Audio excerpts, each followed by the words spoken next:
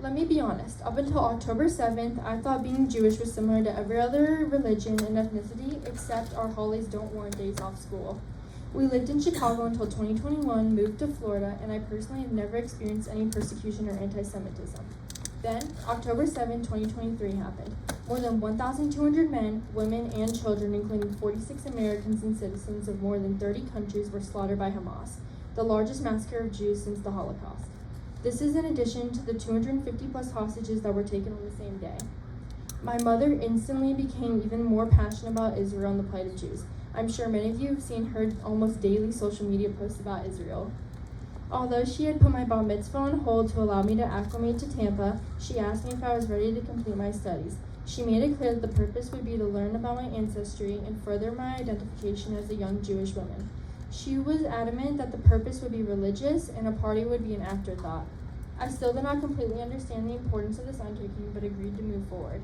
I thought of this like a school project with a beginning, middle, and end. I was determined to get an A+ in Bat Mitzvah, which I'm pretty sure I did. Right, Lauren? But then something happened. I started to discover what it really meant to be Jewish in the U.S. and how living in different parts of the country and world can greatly alter your experience as a Jew. I'd like to start off by explaining what it's like to be a Jew living in Florida. Other people may have different experiences, but this is my family has experienced.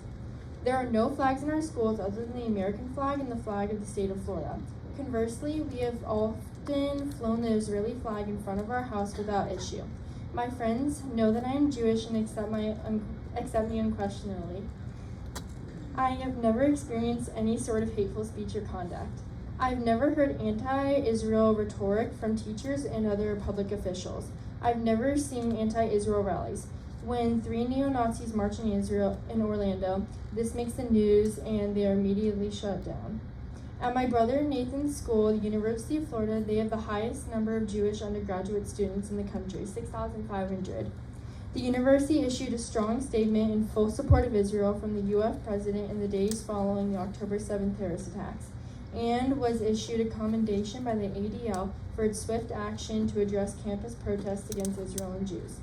By contrast, things are very different outside of my little bubble in Florida.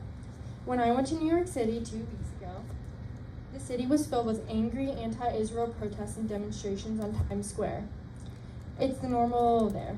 After seeing my pictures and videos, which I'd be happy to share with the rest of you, some of my friends reached out to me because they were shocked and concerned for my safety. During my United Nations tour, I was shocked to see the walls and walls focused on suffering of the Palestinians in Gaza. While I do have great sympathy for the truly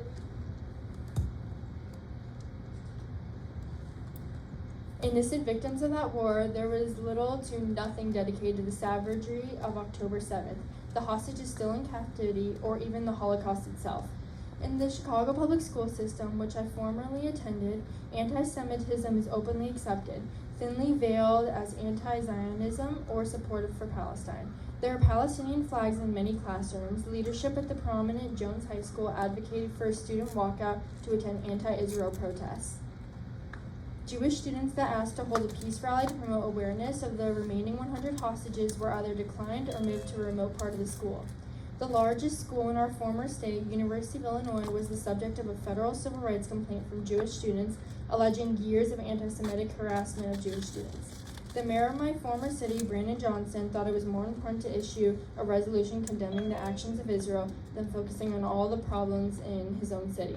Maybe he's never heard of the term stay in your lane. Most of you probably have seen the campus protests that made national headlines across the Ivy League schools, USC, Cal Berkeley, DC schools, etc. These were not normal protests, but protests filled with hate, targeting Jewish students, attempting to shut down classes, and more. How will this affect me in the future? Most of you know that I want to play lacrosse in college. What if the university I want to attend is known for anti-Semitism and anti-Israel protests? What if these protesters want to hurt me or block me from attending class because I am Jewish? What if I want to study abroad as my mom did? Well, most people think of a place like the Netherlands being a safe place, but not for Jews. In Amsterdam, this past fall, a group of Uber drivers organized simultaneous brutal beatings of hundreds of Jews, and the police did virtually nothing. This is just some of what I might be faced in a post-October 7th world.